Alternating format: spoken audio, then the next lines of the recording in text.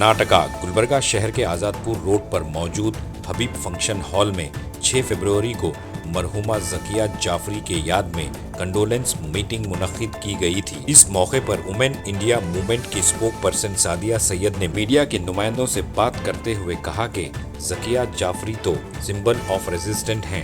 जिस तरह से ज़किया जाफरी ने 22 साल हक की लड़ाई लड़ती रहीं। ज़किया जाफरी मरहूम एहसान जाफरी की बेवा थीं, जिन्हें 2002 के अहमदाबाद फसादात में जिंदा जला दिया गया था। एहसान जाफरी कांग्रेस पार्टी के मेंबर ऑफ पार्लियामेंट थे। सादिया सैयद ने कौम के नौजवानों को जागने की बात कही।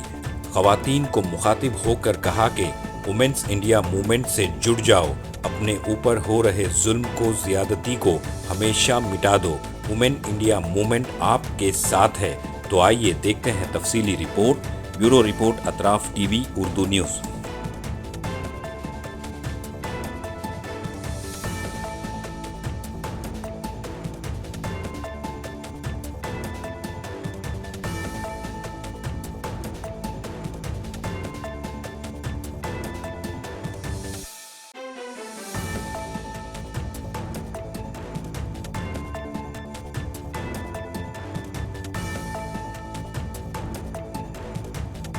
मैं women India movement Gulbarga committee का तहे दिल से शुक्रिया अदा करता हूं कि आपने ज़किया एहसान जाफरी के नाम पर जो ताज़ियती कंडोलेंस प्रोग्राम रखा है, उसके लिए मुबारकबाद देता हूं।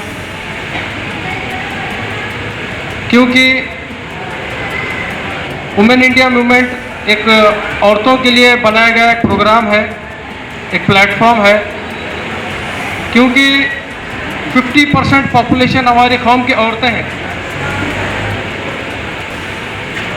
इज्तिमा के नाम पर, रिलीजियस प्रोग्राम के नाम पर, रमज़ान के नाम पर अलग अलग दीनी प्रोग्राम्स हमारे औरतों को तो मिलते रहते हैं, लेकिन इस तरह का जो प्रोग्राम है शायद ही कभी हमारे औरतों के सामने कभी आया होगा। तो पूरी सोसाइटी को किस तरह से हमें जाना है, एक राह मिसाल जो पेश की है, उसके बारे में आज आपके सामने आया है। मैं एक मरतबा उनके बारे में जब सुनता था, अब जब इंतकाल हुआ उसके बारे में और उनके बारे में पढ़ने का जब मौका मिला, मैं दंग रह गया कि जब 2002 का जब वाक़या पेश आया, उनकी उम्र उस टाइम पे 64-65 ईयर्स थी। 64-65 साल की बुजुर्ग औरत के सामने जब ये पेश आया, तो ये जब मंजर जब उनके सामने जब सब कुछ हो गया, जैसा कि बहुत सारे स्पीकर्स हमारे सामने बोले हैं कि अगर हम लोगों के साथ इस तरह का अगर वाक़या पेश आता, अगर हमारे घर के, हमारे शोहर को, हमारे बच्चों को, हमारे पड़ोस को, जो पड़ोस के बच्चियां जो हमारे साथ दिन भर रहते हैं, हमारे साथ खाते पीते हैं, ऐसे लोगों को जब काटा गया, मारा गया, उनके साथ रेप कर गया, ऐसा जब वाक़या अगर हमारे साथ पेश आता तो हमारी हालत क्या होती मालूम नहीं। मेंटल प्रॉब्लम शुरू हो जाते हैं, फिजिकल प्रॉब्लम शुरू हो जाते हैं, साइकोलॉजिकल प्रॉब्लम शुरू होकर हम वाइट घुट घुट के मर के जाते हैं। लेकिन एक 64 साल 65 साल बुजुर्ग औरत, इतना बड़ा वाक़या, इतना बड़ा आलिमिया उनके सामने पेश आया, उसके बाद उन्होंने ये जिम्मेदारी समझी कि ये जो लड़ाई है, ये जो इंसाफ की जो जंग है, उन्हें मालूम था क्योंकि स्टेट में बीजेपी की गवर्नमेंट और सेंट्रल में कांग्रेस की कमजोर गवर्नमेंट, तो वो जंग, वो बात को लेकर ये जंग जारी रखी हो।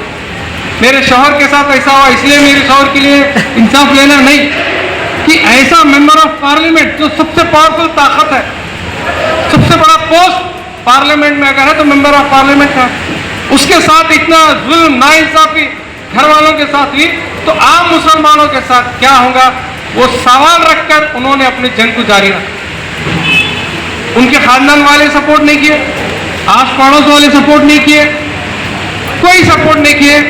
कुछ लोगों के साथ मिलकर उन्होंने अपनी जो जंग है जारी रखी। कब तक? आखिरी वक्त तक।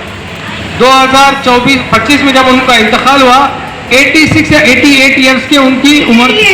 जो गुजरात राइट्स में हुआ, हर उस इंसान के लिए जिसने अपने परिवार को, अपने परिवारवासी को खोया, उसके लिए इंसाफ किया। ज़किया जाफरी ने अपनी लड़ाई को अपने हस्बैंड के लिए ही नहीं बल्कि और इंसाफ के लिए लड़ाई लड़ी। उन्होंने न सिर्फ अपने पति की हत्या के इंसाफ चाहा बल्कि गुजरात ऐसा है कि गुजरात के जो दंगे हैं वो किसी से छुपे हुए नहीं हैं। मैं आपको एक बहुत बड़ी बात बताती हूँ कि जो इंटरनेशनल कोर्ट हमारी यूएनओ का हिस्सा होती है, यूनाइटेड नेशंस का, वहाँ पर भी गुजरात दंगों के ऊपर एक केस चला था जिसमें क्लियर नरेंद्र मोदी जी को कल्प्रिट घोषित किया गया था। तो इसका मतलब है कि न सिर्फ हिंदुस्तान बल्कि पूरी दुनिया गुजरात कांड को जानती है और ये भी माना जाता है और ये प्रूफ हुआ है कि इसके पीछे गुजरात के जो उस वक्त के चीफ मिनिस्टर थे नरेंद्र मोदी, वो जिम्मेदार। लेकिन यहाँ पर एक सवाल हम और भी उठाना चाहते हैं कि उस वक्त सेंट्रल गवर्नमेंट जो थी वो कांग्रेस की थी। ये वही कांग्रेस पार्टी है जो कपड़े तो सेक्युलर होने के पहनती है, लेकिन आज हम देख रहे हैं कि धीरे धीरे कांग्रेस के कपड़े उतर रहे हैं। अभी आपने सुना होगा हाल फिलहाल में आपके कर्नाटका में एक मिनिस्टर ने गाय के ऊपर एक बड़ा बयान दिया कि पुलिस को परमिशन है कि वो गोली मार दे। तो इससे समझ में आता है कि चाहे सेंटर में बीजेपी हो या सेंटर में कांग्रेस हो, स्टेट में बीजेपी हो या स्टेट में कांग्रेस हो, ये एक है, इनकी आइडियोलॉजी भी एक है। ये हेट से ही मुल्क को चलाना चाहते हैं और अब तक ये हेट से मुल्क को चलाते आए हैं। तो यहाँ सवाल इन पार्टीज के ऊपर नहीं है, यहाँ सवाल आम जनता के ऊपर है कि इतना सब कुछ जानने के बाद, इतना सब कुछ खुल के आने के बाद क्या जरूरत नहीं है कि आज हम फिक्र करें और अपनी सोच को बदलें। इस वक्त हिंदुस्तान को एक बड़े बदलाव की जरूरत है। ये 22 साल से ज़किया जाफरी जो लड़ाई इंसाफ की लड़ रही थी, उन्हें वो इंसाफ नहीं मिला। इसीलिए मैंने अपनी स्पीच में कहा कि कोर्ट से बैठ के तुम चुटकुले लिखो, हम बाहर बैठ के इंसाफ लिखेंगे। देखिए एक बात सुनिए, इंसाफ की लड़ाई के लिए कोई दरवाजा या कोई पर्टिकुलर इंस्टीट्यूशन या फिर कोई एक गवर्नमेंट और पार्टी नहीं जिम्मेदार है, बल्कि इंसाफ के लिए एक आम आदमी जिम्मेदार है। अगर आज हम जागरूक हो जाएं और हम माने कि हमें इंसाफ चाहिए, हमें एक डिग्निफाइड सर्वाइवल चाहिए, तो फिर हमें इंसाफ कोई दिलाएगा नहीं, हमें इंसाफ खुद मिलेगा। लेकिन अफसोस ये होता है कि आज लोग जो है वो ज़हनी गुलाम है।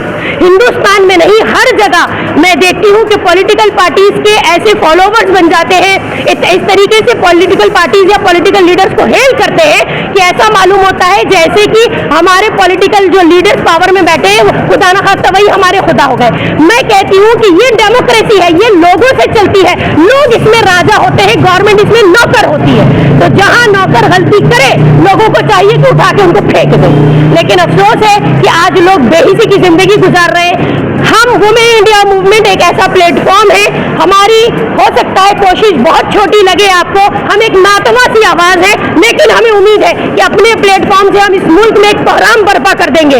हम वो लोग हैं जो जागरूक है, आज हमारे ज़मीर जिंदा है, हम रहते दम तक इंसाफ की लड़ाई को आगे बढ़ाएंगे। हर मजलूम हमारा है, इस नारे के साथ हम लड़ते हैं। मैडम कहीं ना कहीं 2002 के दंगों में कांग्रेस जितना हार पीछे के ज़किया जाफरी के जो है नरेंद्र मोदी में आप क्या फर्क देखते हैं? 2002 से 2025 तक के नरेंद्र मोदी में कोई फर्क नहीं है। पावर जितना उनको ज्यादा होता गया, जुल्म उतना ज्यादा बढ़ता जा रहा है। आप देख सकते हैं आज गली गली सड़क सड़क कोई भी जानवर के नाम पे काट दिया जाता है। इस मुल्क में जानवर की प्रोटेक्शन के कानून है, इंसान के प्रोटेक्शन के कानून नहीं है। किसी के नाम पर बस ट्रेन में दाढ़ी टोपी पर फ्रिज में क्या रखा है, चूल्हे पे क्या पक रहा है, कोई अपनी शादियों में क्या पका रहा है, इस नाम पे ही मार दिया जाता है। मुझे बताइए क्या इससे ज्यादा वर्स्ट सिचुएशन और इससे ज्यादा बदतरीन हालात अभी हो सकते हैं? क्या इस मुल्क की जो माइनॉरिटी है और खासतौर से मुस्लिम पसमानदा कहे जाने वाली जो कौम है, जिन्हें शर्म आनी चाहिए ये सुनने में भी, वो अभी और किस चीज का इंतजार कर रहे हैं? याद रखिए, जो लोग समझते हैं कि ये वहां हुआ है, हमारे साथ नहीं हुआ, ये गुजरात में हुआ था, कर्नाटका में नहीं हुआ, या मध्य प्रदेश या केरला या तमिलनाडु या वेस्ट बंगाल में नहीं हुआ, नहीं, आग लगी है, सभी साथ की चपेट में आएंगे।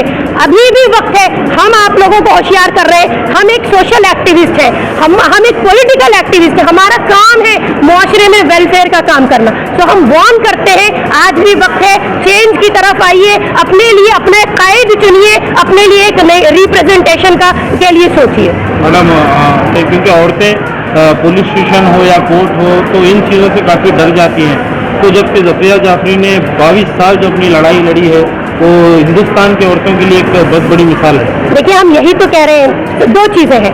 एक तो ये कि कोई भी औरत अगर किसी तशद्दुद का शिकार है तो हम उसको मोटिवेट करते हैं, आइए खुल के सामने आइए, बात कीजिए, डरना नहीं है। हमारे पास तो ऑलरेडी जब ईमान है तो हमारे पास खौफ की वैसी ही जगह नहीं है। दूसरी बात, कानून की लड़ाई हम लड़ सकते हैं, अगर कानून हमारी लड़ाई लड़ने को तैयार नहीं है तो हम खुद पहले तैयार होना है। दूसरी चीज कि हम चाहते हैं कि अगर आप कमजोर हैं, आपको लगता है कि आप अपनी लड़ाई नहीं लड़ सकते, तो ये वुमेन इंडिया मूवमेंट जैसे प्लेटफॉर्म मौजूद है, हम खुली ओपन दावत देते हैं मुआशरे की हर औरत को, ख्वाह वो किसी कास्ट से हो, किसी रिलीजन से हो, किसी तबके से हो, हम उनको वेलकम करते हैं। आइए, आपकी लड़ाई इंशाल्लाह हम आगे बढ़ाएं।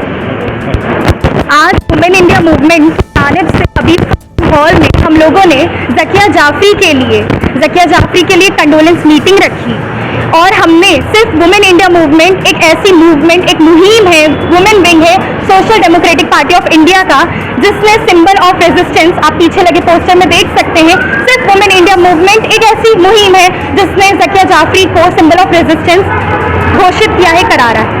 तो इससे आप अंदाज़ा लगा सकते हैं कि कितना वुमेन्स की राइट्स के लिए हम लड़ते हैं।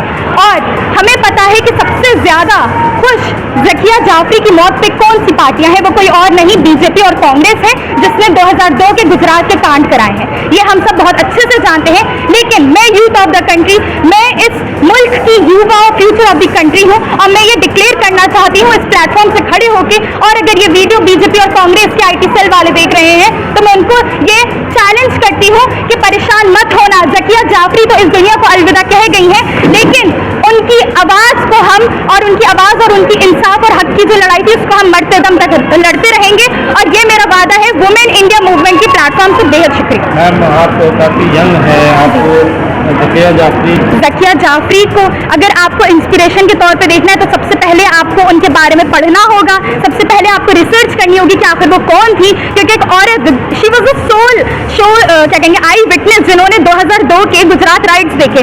तो अगर मैंने 12 साल 11 साल पुराने उनके इंटरव्यू सुने हैं यूट्यूब पे जाके, इतना रिसर्च के कहने को वो इंटरव्यू मिल नहीं रहे थे। काफ़ी जद्दोजहद के बाद मुझे ABP मकतूब मीडिया, सबसे बेस्ट है कि हमारा यूथ जाके आज मकतूब मीडिया के इंटरव्यूज को सुने तो उन्हें समझ में आएगा कि ज़किया जाफरी कौन थी। एक ऐसी औरत जो अपनी ओल्ड एज में आके वो सोचती है अपनी ओल्ड एज में कि मैं क्या ही लड़ूं, अब मैं अपनी लड़ाई खत्म कर देती। कोई और तो भाई मैं होती, मैं रुक जाती कि और कितना लड़ूं मैं। इतना ट्रॉमा देखने के बाद कि उनके शौहर को उन्होंने टुकड़े टुकड़े होते हुए देखा, उसके बावजूद उन्होंने अपनी ओल्ड एज, अपने बुढ़ापे में भी अपनी लड़ाई को आगे जारी रखा। तो इसके बाद, इतना सब देखने के बाद, जो हमारा युवा है, मुझ जैसे यूथ जो है, उसे तो अपना क्या कहते हैं, अपना यूथ आइकन जैसे बनाना चाहिए, वो ज़किया जाफरी। और उनके साथ मैं इस प्लेटफॉर्म से खड़े होकर कुछ और भी लोगों का नाम लेना चाहूंगी, वो भले ही इस दुनिया में है लेकिन अभी भी वो सलाखों के पीछे हैं, जो कि उमर खालिद है, शर्जील इमाम है, खालिद सैफी है, ज़करिया है, हमारे नौजवान बच्चे हैं जो मॉबलेंस हो जाते हैं, सबकी आवाज़ वुमेन इंडिया मूवमेंट। इसको मैं इस तरीके से देखती हूँ कि बीजेपी, हमें पता है कि किस आइडियोलॉजी से चलती है। बीजेपी वो सरकार है जिसके, अगर आप इनके भी वुमेन विंग्स हैं, ऐसा नहीं है कि पूरे हिंदुस्तान में सिर्फ वुमेन इंडिया मूवमेंट ही है, तो वुमेन विंग है। आप कांग्रेस की वुमेन विंग्स देख लीजिए, आप बीजेपी की वुमेन विंग देख लीजिए। इस मुल्क में मैं एक आखिरी बात ये कहूंगी, इस मुल्क में उमर खालिद, शर्जील इमाम और ज़किया जाफरी जैसे लोग इंसाफ के लिए लड़ते रह जाते हैं, उन्हें इंसाफ नहीं मिलता है। लेकिन इस मुल्क में जो रेपिस्ट है उनको फूल पहनाए जाते हैं, मालाएं पहनाई जाती है और उनको बाइज्जत बरी कर दिया जाता है। वो इलेक्शन लड़ते हैं, इलेक्शन जीत के सरकार बना लेते हैं। कांग्रेस की भी आपकी बात, तो ये तो बिल्कुल मुसलमानों को ही सोचना चाहिए कि उनके लिए सही क्या है, गलत क्या है। क्या आपको लगता है मुसलमान इसी चीज़ से दबे हुए हैं अभी तक कि उनके बाप दादाओं ने जिसको वोट दे दिया, अब हम भी उन्हीं को वोट दे दें? तो इससे बाहर निकल आइए। ये यूथ, मैं यूथ हूँ, फ्यूचर हूँ कंट्री का। मुझे इस बात से बहुत तकलीफ होती है जब मैं आज के नौजवान बच्चों को देखती हूँ, उनको थोड़े से हाथ में पैसे मिल जाते हैं, वो गले में कांग्रेस का, सिर्फ कांग्रेस ही नहीं, समाजवादी का, आम आदमी पार्टी का, समाजवादी, मतलब जितनी भी सेक्युलर नाम की पार्टियां हैं, ये सेक्युलर, उसका गमछा डालेंगे, पैसे लेंगे और चले जाएंगे रैलियों में। इनको पैसे ही तो मिल रहे हैं। तुम अपने लिए सही कायद तो चुन लो, वरना आगे तुम्हारी नस्ली काटी मारी जाएंगी, तब क्या करोगे? आज तुम हीरो वर्शिपिंग कर रहे हो, लेकिन अपनी आगे आने वाली नस्लें और पीढ़ियों के बारे में सोचो कि उनका क्या हाल होने वाला है। तो कांग्रेस तो खैर कौन आरएसएस है, उसके नाम में ही आरएसएस है, तो हम कांग्रेस तो नहीं बोलते, कौन आरएसएस बोलते हैं, और हम कांग्रेस को बीजेपी का दूसरा चेहरा मानते हैं। ये लोग एक ही थाली के चट्टे बट्टे और ये एक ही साथ बैठ के बिरयानी खाते हैं टेबल पे। क्या मैसेज? सही और गलत के बीच में फर्क ये देखना उनको पता होना चाहिए।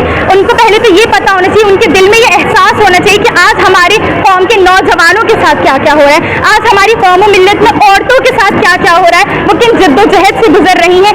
रेप हो जाता है कि वो हिजाब लगाई हुई थी, और दिन दहाड़े ट्रेन में कुछ महीने पहले की खबर आपने सुनी होगी, हाजी अशरफ मुनियार को मैं याद करना चाहूंगी। उनकी खबर सुन के मैं अपना फोन हाथ से रख दी थी, मुझे इतना रोना आया था। एक ज़ईफ आदमी जिसकी 60 या 65 के थे, सिर्फ इस वजह से, इस शक की बुनियाद पे कि उनके हाथ में शायद वो बीफ लेकर जा रहे थे, उनको मारा पीटा गया कुछ लौंडों के जरिए जो ट्रेन में थे, सब वीडियो बना रहे थे। वो ज़ईफ आदमी था एक सिर्फ इसलिए कि दाढ़ी टोपी थी और हाथ में इस शक की बुनियाद पे कि शायद वो बीफ लेके जा रहे हैं। तो नौजवानों को तो इस बात पर शर्म आनी चाहिए हमारे कि वो आजकल क्या कर रहे हैं, वो लोग कहाँ बिजी हैं। आखिर रमजान हो चाहे कुछ भी हो, वो लोग अपने ही धुन में रहते हैं, उनको कोई मतलब नहीं। उनके आइडल शाहरुख खान है, सलमान खान है, लेकिन उनके आइडल शर्जील इमाम और उमर खालिद नहीं बन सकते। उन्हें ये नहीं पता कि ये लोग हैं कौन। तो पहले जानो और अपनी कौम, और खुद के लिए नहीं जानना चाहते तो कम से कम अपने आगे आने वाली पीढ़ियों के लिए और नस्लों के लिए, अपने बच्चों के लिए कुछ सोचो।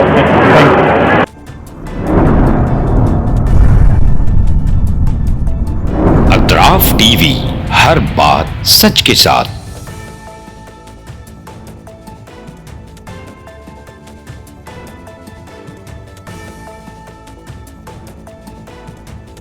इस न्यूज को स्पॉन्सर किया है SAR फैंटेसी वाटर पार्क, सारे फैमिली का एंटरटेनमेंट, पिकनिक, हॉलिडे, वेकेशन, सबके लिए बेहतरीन वाटर पार्क। आप भी आइए, सबको लाइए। SAR fantasy water park.